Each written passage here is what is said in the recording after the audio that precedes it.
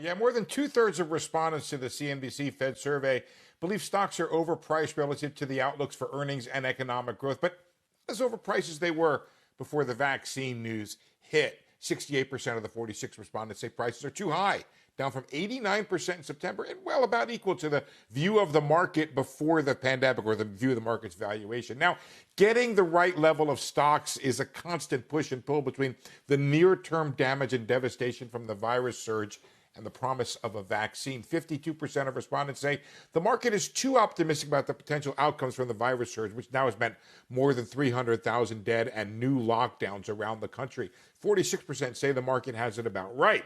And turn on the other hand, 55% say the market's assessment of the promise brought by the vaccine, well, that's about right, with 34% believing stock levels suggest too much optimism.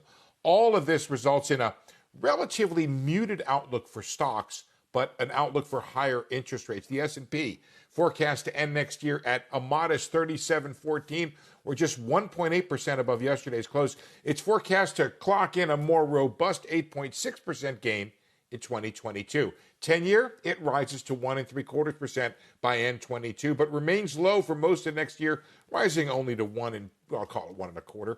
On the question of whether Fed policy is in the right place with the vaccine coming, 46% of plurality see asset purchases by the Fed being reduced next year from the current level of $120 billion, but rates remain near zero through most of 2022. And I don't know, David, if the market's been having that discussion yet about whether the asset purchase level is going to remain the same or go down next year.